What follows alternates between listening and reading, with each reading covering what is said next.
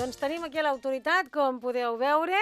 Tenim el sergent en cap, el sergent Navarro, que m'encanta tenir-lo aquí perquè tinc un munt de preguntes que fer-li. Molt bon dia. Molt bon dia, Estrella. Bueno, jo no sé, hem parlat ja una mica de l'estiu, vam parlar una mica de la valoració que fèiem, però després de l'estiu segueix havent-hi problemes i segueix havent-hi molta feina per part de la policia local. Tot l'any. I nosaltres volíem, sobretot, parlar del que a la gent moltes vegades es pregunta quan està circulant o quan té algun problema, com per exemple una multa. Tenim dos temes referents a aquest tema, però primer començarem per uns controls de vehicles que sé que o es faran o es fan habitualment. Per on comencem? Sergent. Bé, doncs aquesta setmana, en coordinació amb el Servei Català de Trànsit, hem començat una campanya que el que fa és portar el control dels vehicles de mobilitat personal. Sabeu que ja fa un parell d'anys vam engegar una ordenança que regulava l'ús d'aquest tipus de vehicles nous, relativament nous, que han aparegut al mercat i que ens serveixen per moure'ns. Els vehicles de mobilitat personal és el que de forma col·loquial equiparem als patinets elèctrics. Aquest tipus de vehicles, com diu bé el seu nom, són uns vehicles, per tant, requereixen d'una sèrie de requisits per poder-se conduïts, i en el cas del nostre municipi són una edat mínima de 16 anys, portar el casc, un vehicle, o sigui, una persona per cada vehicle, i a més circular per les vies de circulació que ho fan altres tipus de vehicles, o sigui, no poden circular ni per voreres ni per passejos de vianants. I això és el que estem controlant durant tota aquesta setmana. Ahir a la tarda hi va haver una sèrie de controls en aquest sentit i durant la setmana s'aniran repetint.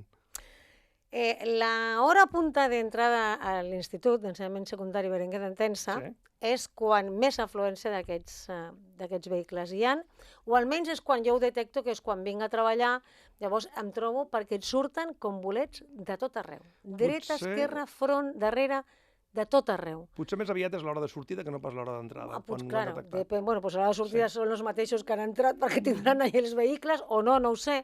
Quan surten, no quan es desplacen cap a l'Insti, sinó quan surten després de reuneixen. Jo penso que són tan caòtiques tant l'hora d'entrada com l'hora de sortida. Primer perquè l'hora d'entrada fem un ús desmesurat, que sempre ho he dit, i saps que ho repeteixo, em faig passat amb això, un ús desmesurat del vehicle particular. Sí, és veritat. I deixem el fill o la filla justament a la porta, davant del pas de vianants, i anem parant un a un i fem una filera infinita fins a arribar a la carretera de Móra, moltes vegades. Sí. Són hàbits que tenim adquirits, sembla que no els volem corregir i amb aquesta seguim. Amb el tema dels vehicles de mobilitat personal, aquí sí que hem fet un incís perquè hem detectat que des que tenim aquesta ordenança tot i fer els controls que anem fent fins ara no havien sorgit l'efecte que nosaltres preteníem i per això ara, adherint-nos a aquesta campanya del Servei Català, doncs aquesta setmana farem pressió sobre aquest tipus de vehicles. Perquè això què vol dir? Si no porta un casc, és sancionable? Sí, és una infracció greu. Si van dos? També, una infracció lleu. És sancionable? Què més? La velocitat té algun límit o no? No, és la que marca el vehicle per la seva construcció, a no ser que el vehicle estigui modificat d'alguna forma, que també n'hi ha. Ja. I després, per la via que circula? Ha de ser per la via de circulació normal i corrent, no pot anar ni per una vorera ni per una zona de vianants. Que això també és qüestionable. També, clar, perquè és que els vianants han d'anar per la seva part que tenen reservada, que és la vorera, en aquest cas. En el cas que tu estàs a la vorera i et passa algú... Què passa? Què passa? I sovint. Llavors, que moltes vegades dius, però dius alguna cosa i a sobre t'engeguen, que també passa, llavors amb aquell te sents tan impotent que no saps què fer. Dius, és que m'acaba de donar un cop que m'he donat tota la volta, que això m'ha passat a mi, que no és que li hagi passat a un altre. Llavors, clar, en aquell moment no està la policia local i tampoc és per tocar-lo i dir-li. Però com li fas entendre a la gent jove, sobretot que portin casc, perquè a mi em fan patir moltes vegades. Això és el més important, jo penso, el tema del casc. I la conscienciació per part dels pares de no fer ús d'aquests vehicles, tot i que els tinguin a casa, fins als 16 anys. Ahir ens vam trobar en els controls d'ahir menors amb 12 anys, que venien de poblacions veïnes a fer activitats al nostre municipi amb 12 anys. O sigui, encara els queden 4 anys per poder conduir aquest tipus de vehicle aquí al nostre municipi. I llavors què fas amb això? Te dius, baixa't d'aquí? Això, des del punt de vista policial, i no només policial, sinó des del punt de vista pedagògic, que és també una de les funcions que nosaltres duem a terme en els centres educatius d'educació primària de tot el municipi, ens tira per terra tota la feina que nosaltres fem. Ens desmunta la feina. En aquest aspecte els pares no ens ajuden gens. No ens ajuden. O sigui, nosaltres, fins que els alumnes marxen a l'institut, estem fent un treball de pedagogia en quant a educació viària des dels 4 anys fins que surten de l'escola de primària i ingressen a l'institut, i en allí continuen aquesta funció, la continua el cos de Mossos d'Esquadra, i ens tira per terra aquests 6, 7, 8 anys d'educació que portem contínua per una decisió pròpia dels pares que decideixen comprar el que es pensen que és una joguina, que no deixa de ser un vehicle, perquè no saben realment què fiquen en mans dels seus fills, ni quines habilitats tenen, ni si realment estan preparats per portar aquell tipus de vehicle. Això se'ns oblida moltes vegades. Ens hauríem de fer així com un... A títol d'exemple, com a reflexió, i no oblidar-nos mai que és un vehicle. Aquest estiu vaig estar hores a les urgències d'un hospital i en una conversa amb un radiòleg em va dir que havien pujat i havien sobrepassat les visites que tenien a radiologia pel tema de patinets elèctrics per sobre dels accidents de motocicleta. Amb això us podeu fer la idea quin tipus de vehicle és i quines... O sigui, què provoca, quina repercussió té i què els hi pot passar als nostres fills. Perquè pensem, no, com que no passa de 45, igual no li passarà res. No. Tot el contrari. És que, a més, estan convivint amb vehicles, amb cotxes, que te cauen davant i no saps si es poden donar un mal cop. És que no ho sé. Ja que estem parlant dels patinets, també hi ha algo com són les bicicletes, que hi ha una cosa que a mi em xoca molt. Nosaltres tenim un tram molt llarg per anar amb bici amb un carril propi de bici. Sí, n'hi ha diferents trams dintre del que és la trama urbana del nucli. Jo també he vist com hi havia el tram de bicis que estava buit i la bici paral·lela al meu cotxe, que ja sabem tots que hem d'anar a uns metres perquè no corrin perill, que has d'anar amb molta cura tenint un carril propi. I jo això ho vaig consultar. I em van dir, és que no tenen obligatorietat. No la tenen. El carril bici és una opció més que tu dones al ciclista perquè vagi per un lloc segur i que està destinat amb ell. O sigui, pel carril bici no podem anar nosaltres caminant. Està fet per cicles. En aquest cas també podria anar un vehicle de mobilitat personal, com hem dit, un patinet elèctric, un patinet sense que sigui elèctric, un monopatí, una bicicleta, un tricicle, tots aquests vehicles poden anar per aquesta via. Però això no treu que sigui obligatori. Un ciclista pot circular perfectament per la calçada, per on tu vas. I jo, si passejo, no puc anar per aquesta via? No, és una via ciclable. Al costat d'aquesta via tens una part destinada a vorera, que és per la qual tu has d'anar. O sigui, a mi m'han tret vorera per passejar i per caminar per una bici que no utilitza i que està... N'hi ha que sí, el que passa que ve destinada normalment a gent que porta o bé canalla petita o gent que no se sent segura d'anar per la calçada i utilitza aquell carril bici. Persones professionals o que s'hi dediquen o que surten de forma molt habitual en bicicleta rarament utilitzen un carril bici. Doncs no li trobo la gràcia. Bueno, és que com que no tenen aquesta obligació, poden fer ús de l'altra via. Però jo sí que tinc l'obligació de no trepitjar aquella zona reservada per les bicis. Sí, clar. De fet, ja està en un altre nivell. En molts dels casos, no en tots, però en molts dels casos, en aquest, per exemple, que està a la sortida de l'auditori i que enllaça amb l'Infant i Corralets, tota aquesta està sobrelevada amb una altura diferent de la calçada per això, per protegir el vianant i el ciclista, en aquest cas. Bueno, aquest és un altre tema polèmic que també ens han deixat caure i que ens han dit, que et diguin fins on està l'obligatorietat. No hi és. I no hi és. No hi és. En absolut. També sí que és veritat que tu has de deixar uns metres de distància. Metre i mig. Al fer l'avançament. Que pots fer un avançament malgrat que sigui una... És un avançament, no és un adelantament, eh? Una cosa és rebassar i l'altra cosa... Clar, és que passa igual com quan tenim, per exemple, la màquina que fa la neteja dels carrers, que és un vehicle especial. Un tractor. Un tractor agrícola que fa treballs agrícoles. Tots aquells vehicles, quan els estem rebassant, no els estem adelantant, els estem rebassant. Aquesta maniobra està permesa. M'agrada que sigui en contínua? Sí, i contínua i envaint el carril contrari sempre quan no vingui ningú per l'altre sentit. És evident, no? Doncs tot això no es considera un avançament, es considera un rebassament. Bé, un altre tema que, a més, coneixem des d'aquí dins de la casa, a tu et multen. Sí. Et multen d'una manera que tu has fet alguna cosa que no te n'has adonat, com per exemple aparcar en un lloc que fins ara havies aparcat i que pensaves que podies aparcar, i et multen. Sí. Tu no t'assabentes que tens la multa fins que no està a base. Perquè es veu que els requeriments de correu no han funcionat ni res, però és que tu al parabrís no tenies res. Llavors jo vaig preguntar i m'han dit, bueno, és que actualment, com es multa de manera que és diferent, que ja no és el paper i el boli i el tal, llavors vaig dir, bueno, doncs vale, i això també li ha passat a una companya meva, que no ha tingut cap requeriment de cap tipus i quan ho ha vist, ja ho ha vist a base, dient que no ho ha pagat, no ho ha pagat perquè no ho sabia, simplement. Llavors, això què és? Aquí hi ha dos aspectes. Nosaltres fa anys que seguim denunciant amb butlleta física, que és aquest tipus de... Que trobes el paper, no? Un dinar 5, perquè ens entenguem, la meitat d'un dinar 4 amb una butlleta física, que aquesta és la que després, un cop introduïm les dades, un cop arriba a la nostra base, perquè passi precisament a la base de gestió d'ingressos, a la Diputació.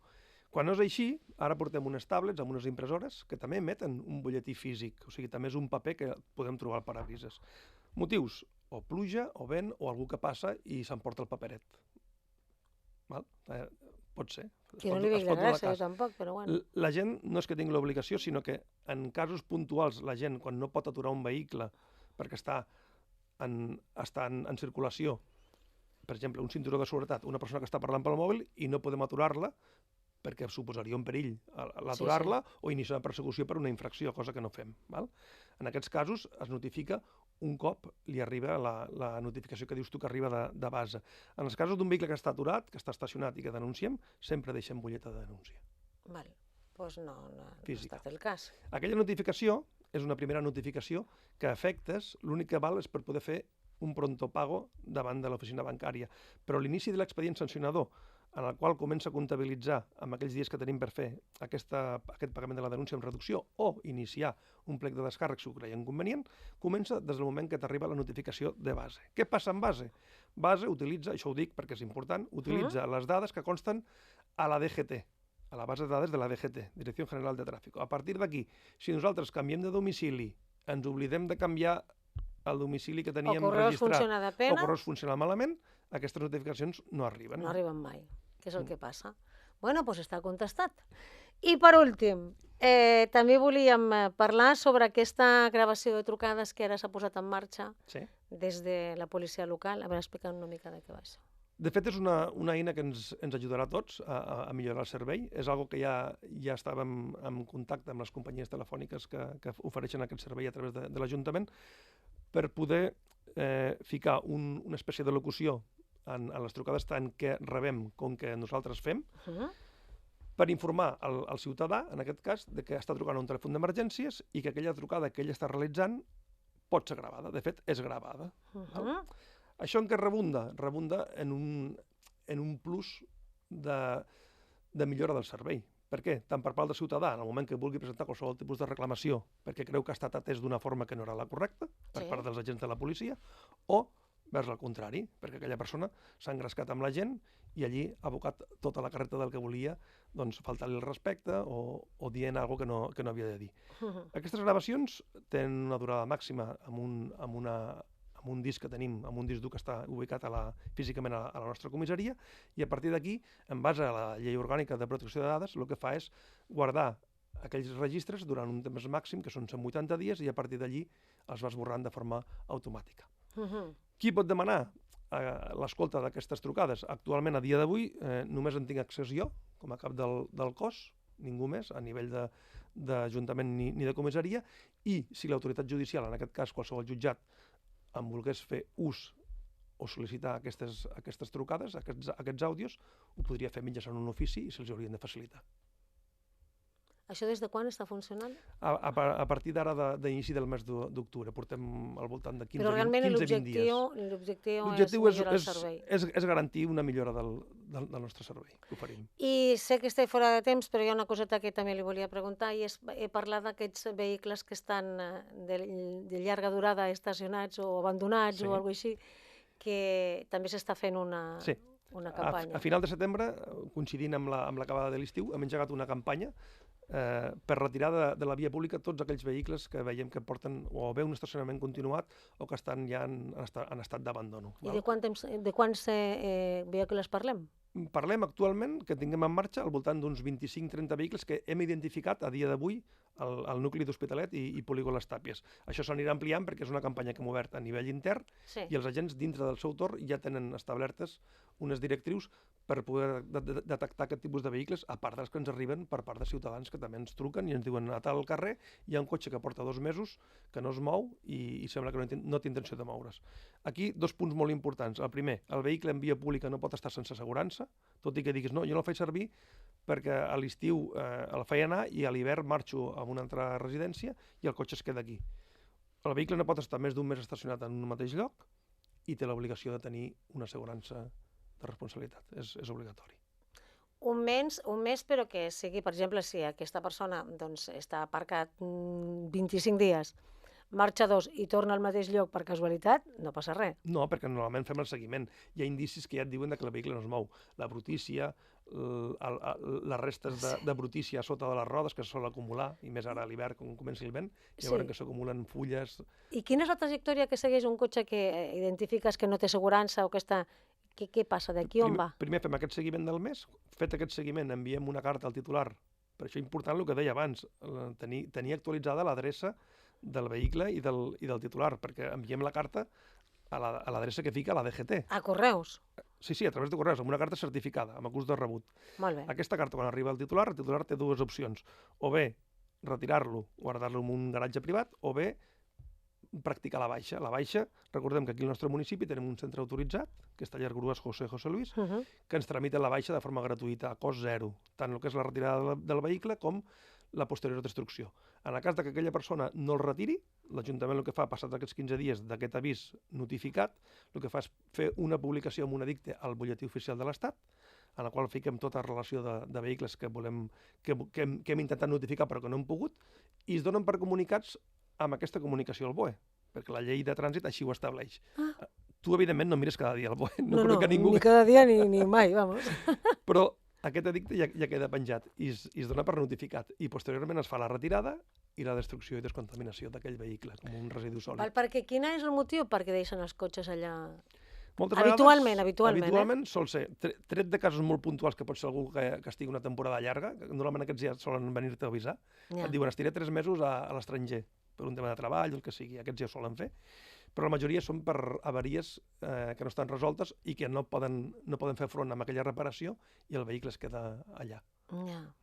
Bueno, doncs hem donat un repàs exhaustiu. Ha de venir més sovint el sergent en cap de la nostra policia local, perquè sempre tenim un munt de temes que podem compartir. Gràcies per solventar-los. A vosaltres sempre. Que vagi molt bé el servei. Gràcies. I nosaltres, res, que sortim una mica més tard de l'habitual, que darrerament ja s'està convertint en un costum, però és que avui mereixia la pena estirar una mica més la conversa amb el sergent del nostre municipi. Gràcies, que tingueu bona setmana i dimarts que ve ens tornem a veure. Adéu.